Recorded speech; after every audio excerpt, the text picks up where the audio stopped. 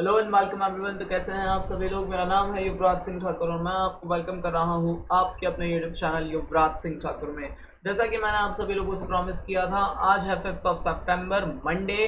Type teachers day है। First of all a very happy teachers day to everyone and we are just going to begin with our new physics classes. सबसे पहले class 11th का पूरा physics मैं आप लोगों को पढ़ाऊंगा, उसके बाद क्लास 12th का फिजिक्स नीट जेई की फाउंडेशन बैचेस के हिसाब से हम लोग जो है वो यहाँ पर प्रिपेयर करने वाले हैं। तो चलिए स्टार्ट करते हैं बिना अपना टाइम वेस्ट किए। सबसे पहला चैप्टर जो मैं लेके आया हूँ वो एक पब्लिक डिमांड के ऊपर लेके आए हैं, ग्रेविटेशन। मुझे पता है ये सीक्वेंशियल मैं इस चैप्टर्स को नहीं पढ़ा रहा हूँ, बट लेक्चर्स में आपको बहुत ही ज़्यादा मज़ा आने वाला है। मुझसे ग्रेविटेशन चैप्टर की डिमांड की गई थी, इसलिए मैंने इनिशियली ग्रेविटेशन चैप्टर को ही लिया है। इसके बाद में नेक्स्ट चैप्टर्स जो हैं हम चैप्टर नंबर 1 से कंटिन्यूएशन में पढ़ेंगे। फिलहाल अभी हम लोग जो चैप्टर स्टार्ट कर रहे हैं वो चैप्टर स्टार्ट कर रहे हैं ग्रेविटेशन। तो बिना टाइम वेस्ट किए स्टार्ट करते हैं। मैं आप लोगों को पहले ही बता दूं, 3 दिन फिजिक्स की क्लासेस होंगी, 3 दिन केमिस्ट्री की क्लासेस होंगी। ये क्लासेस किस हिसाब से होने वाली हैं, इसकी पूरी की पूरी डिटेलिंग का एक वीडियो मैं बहुत ही जल्दी अपलोड करने वाला हूँ। उस वीडियो में मैं पूरी तरह से क्लासेस की अपडेट आपको दे दूंगा।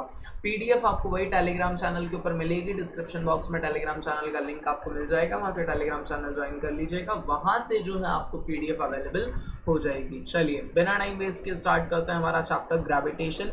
जो सबसे पहला पॉइंट निकल करके आता है वो आता है इंट्रोडक्शन के। अल्टीमेटली जो ग्रेविटेशन चैप्टर है वो चैप्टर है क्या आपका। तो देखिए, the constituent of the universe are galaxy, stars, planets, comets, asteroid, meteoroids.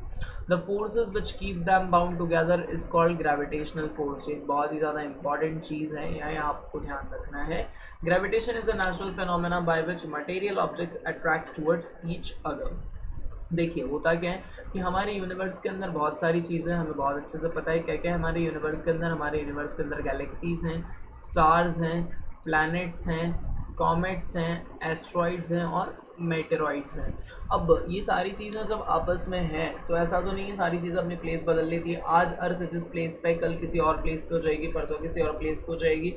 वो रोटेशन में ले रही है, रिवॉल्यूशन भी ले रही है, लेकिन कारण क्या है कि एक एक्सिस फिक्स है। रोटेशन जो है वो एक पर्टिकुलर एक्सिस से बाहर अर्थ का नहीं होता है। इस पर्टिकुलर एक्सिस अर्थ की फिक्स है, उसी एक्सिस के ऊपर अर्थ क्या करती है, रोटेशन लेती है, और उसी अपनी ही एक्सिस के ऊपर क्या करती है, रिवॉल्यूशन भी लेती है। तो कौन सा फोर्स जो है इन सबको बाउंड करके रखता है, तो इन सबको बाउंड करने वाला जो फोर्स है वो फोर्स है आपका ग्रेविटेशनल फोर्स। ग्रेविटेशन क्या है? ग्रेविटेशन एक नेचुरल फिनोमेना है जिसकी वजह से ऑब्जेक्ट्स क्या होते हैं, एक दूसरे की तरफ अट्रैक्ट होते हैं। मतलब अल्टीमेटली फोर्स ऑफ अट्रैक्शन है ग्रेविटेशन, कि दो चीज़ें आपस में क्या हो रही हैं, सॉरी, दो चीज़ें आपस में क्या हो रही हैं, अट्रैक्ट हो रही हैं। तो उसमें जो फोर्स लगता है उस फोर्स को क्या कहा जाता है, ग्रेविटेशन फोर्स कहा जाता है।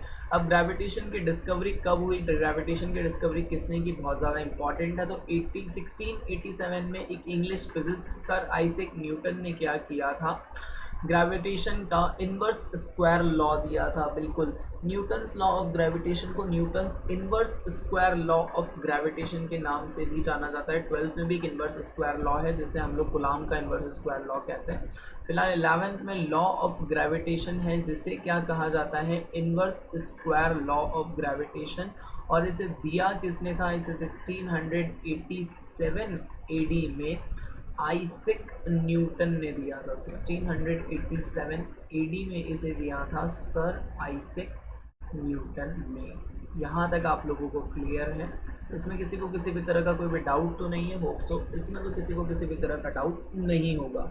चलिए, अब न्यूटन ने क्या कहा था अपने लॉ ऑफ ग्रेविटेशन, वो मैं फटाफट आप लोगों को बता देता हूँ। ये सभी लोगों को क्लियर होगा ग्रेविटेशन के बारे में। ग्रेविटेशन का बेसिक इंट्रोडक्शन है, इसमें कोई रॉकेट साइंस नहीं है, इतना ज़्यादा टफ भी नहीं है। हाँ, यहाँ से अब जो चैप्टर की स्टार्टिंग है वो थोड़ी सी यहाँ से चीज़ें जो है धीरे धीरे टफ होती जाएंगी, लेकिन अगर आप फोकस के साथ पढ़ेंगे तो इसमें भी आपको किसी भी तरह की दिक्कत नहीं आएगी, ना ही आपके बोर्ड्स में, ना ही आपके बेसिक एग्जाम्स में, और ना ही आपके नीट और जेई में। चलिए, सबसे पहले डेफिनेशन के बारे में मैं यहाँ पर बात करता हूँ कि डेफिनेशन जो है वो क्या कहती है।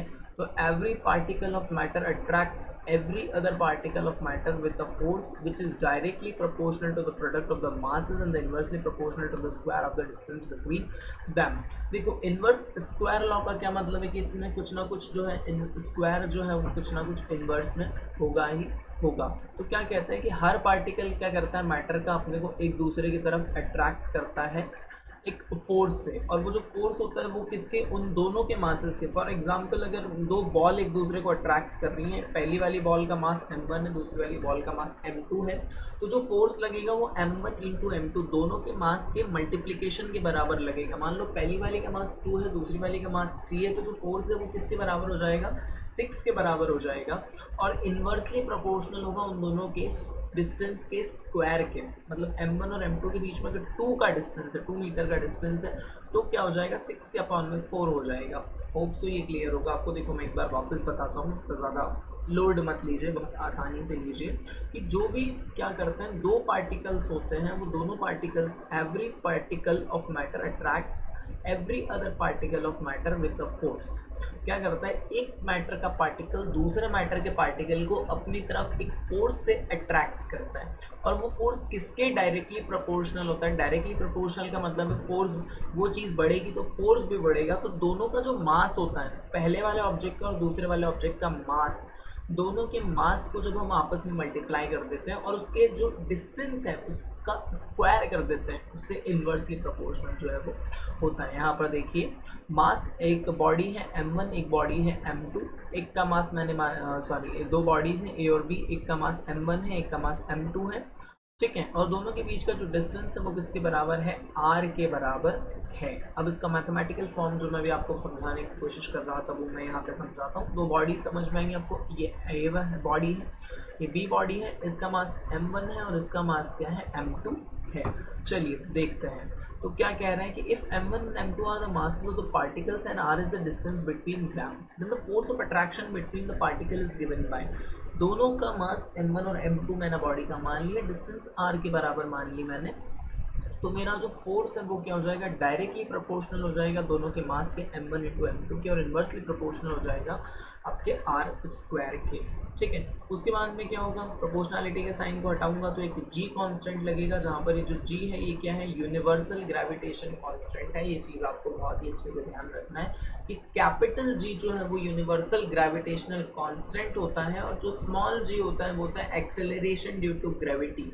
अब ये एक्सेलरेशन ड्यू टू ग्रेविटी क्या होता है, ये भी हम आगे मैं आपको इस चैप्टर के अंदर डिटेल में डिस्कस करूंगा, उसका आप लोग टेंशन मत लीजिए, ठीक है। ये जो कैपिटल G होता है इसकी वैल्यू होती है 6.67 इंटू 10⁻⁻11 न्यूटन मीटर स्क्वायर पर kg स्क्वायर। अगर ये लिखा हुआ नहीं है इसके अंदर PDF में, आप लोग इसे अलग से नोट कर लीजिएगा, मैं एक बार और बता देता हूँ, 6.67 इंटू 10⁻⁻11 न्यूटन मीटर स्क्वायर पर kg स्क्वायर। ये जो होती है इसकी क्या होती है, आपकी वैल्यू होती है कैपिटल G की। अब देखिए कोई भी फॉर्म है तो उसके दो फॉर्म होते हैं, एक उसका वेक्टर फॉर्म भी होता है। वेक्टर फॉर्म, जब हम लोग वेक्टर फॉर्म के बारे में बात करेंगे तो वेक्टर फॉर्म में स्पेशली क्या होता है, वेक्टर फॉर्म में कुछ भी ज़्यादा स्पेशल नहीं होता। वेक्टर फॉर्म में जो सबसे ज़्यादा स्पेशल चीज़ होती है वो ये होती है कि इसमें डायरेक्शन में इंक्लूड हो जाता है। स्केलर फॉर्म में जो है वो डायरेक्शन नहीं रहता है, वेक्टर फॉर्म में जो रहता है वो डायरेक्शन रहता है। इन सारे टर्मिनोलॉजीज़ का ज़्यादा टेंशन मत लीजिएगा, मैं जब आपको चैप्टर नंबर 1 से स्टार्ट करूँगा तब ये सारे टर्मिनोलॉजीज़ जो हैं वो आपको और भी अच्छे से क्लियर होंगी। अब तो ग्रेविटेशन स्टार्ट कर दिया है तो पहले ग्रेविटेशन पूरा ख़त्म करेंगे, उसके बाद में मैं यूनिट्स एंड मेजरमेंट से एक बार स्टार्ट करूँगा, तो वहाँ पर आपको सारी जो टर्मिनोलॉजीज़ हैं बहुत ही अच्छे से क्लियर हो जाएंगी, उसका आपको किसी भी तरह का कोई भी इशू नहीं रहेगा। चलिए वेक्टर फॉर्म के बारे में बात करूँ तो इन vector form Newton's law of gravitation is represented in the following matter, कि इसमें दो फोर्स एक्ट कर रहे हैं। इस फिगर को ध्यान से देखिए, force of first acting on second, F के सबस्क्रिप्ट में यानी एफ के पैरों में लिखा हुआ है 1 2 और यहाँ लिखा हुआ है 2 1। इसका मतलब क्या है कि m1 का जो फोर्स है वो किसकी तरफ एक्ट कर रहा है, f1 का मतलब है force of first acting on second, और f21 का मतलब क्या है कि force of second acting on first, ठीक है। तो पहले का फोर्स जब दूसरे के ऊपर एक्ट कर रहा है तो उसका डायरेक्शन देखिए ये डायरेक्शन है, और दूसरे का फोर्स पहले पे एक्ट कर रहा है तो उसका डायरेक्शन जो है वो उसके अल्टरनेटिव, मतलब दोनों फोर्सेस का डायरेक्शन जो है वो एक दूसरे की तरफ आ रहा है। यही वेक्टर फॉर्म में कहा गया है कि F21 on particle m2 bye m1। F21 का मतलब क्या है कि पार्टिकल m2 जिसके ऊपर फोर्स लगा रहा है m1 के ऊपर फोर्स लगा रहा है। देखिए F21 में m2 किसके ऊपर फोर्स लगा रहा है, m1 के ऊपर फोर्स लगा रहा है। और F12 लिखा है, इसका मतलब क्या है कि पार्टिकल 1 किसके ऊपर फोर्स लगा रहा है, पार्टिकल सेकंड के ऊपर जो है वो फोर्स लगा रहा है। तो वैल्यू क्या हो जाएगी, -G m1 m2 r cap, और डायरेक्शन यहाँ पर मैंने जो है वो बता दिया है। ठीक है, तो इस तरह से कुछ इसका वेक्टर फॉर्म जो है वो अल्टीमेटली दोनों जो है वो आपस में क्या हो जाएंगे, माइनस के बराबर आ जाएंगे। अब ये आएगा कैसे, ज़रा इसे हम लोग एक बार अच्छे से देख लेते हैं। वेक्टर फॉर्म में क्या होता है, रिप्रेजेंटेशन आपको समझ में आया। F12 F21 मैंने क्यों लिखा है, F12 का मतलब है कि force of first acting on second, और F21 का मतलब है force of M2 acting on M1। ये क्लियर है सभी लोगों को। वैल्यू जो है G एक माइनस में रहेगा, एक प्लस में रहेगा। F21 क्या रहेगा, माइनस में रहेगा क्योंकि अल्टरनेट डायरेक्शन में है, और ये इस डायरेक्शन में इसलिए प्लस में रहेगा। तो वैल्यू क्या हो जाएगी, -G m1 m2, और डिस्टेंस किसके बराबर है, r के बराबर। तो r कैप मतलब एक पर्टिकुलर डिस्टेंस के बारे में बात हो रही है। तो F21 r² के बराबर यहाँ पर जो है वो हो जाएगा। उसके बाद में सिमिलरली हम लोग F12 के बारे में बात करूंगा, तो ये +G m1 m2 r cap r² के बराबर हो जाएगा। अब देखो F12 और F21 की वैल्यू देखिए, -G m1 m2 r cap के अपॉन में r², और यहाँ क्या +G m1 m2 के अपॉन में r²। तो दोनों क्या हो जाएंगे, एक दूसरे के बराबर यहाँ पर जो है वो हो जाएंगे। ये सभी लोगों को क्लियर है। वेक्टर फॉर्म का डेरिवेशन आपको बहुत ही अच्छे से करना है। इस डेरिवेशन में आपको इस डेरिवेशन को आपको बिल्कुल भी लाइटली जो है वो नहीं लेना है। फिलहाल आज की क्लास जो है मैं यहीं के ऊपर स्टॉप करूंगा। नेक्स्ट क्लास में जो है वो यूनिवर्सल ग्रेविटेशनल कांस्टेंट से हम लोग जो है वो बात करेंगे। टिल देन हंसते रहिए, मुस्कुराते रहिए, खुश रहिए। टेलीग्राम चैनल ज्वाइन कर लीजिए, वहाँ से जो है आपको PDF अवेलेबल हो जाएगा। Thank you so much everyone. जय हिंद।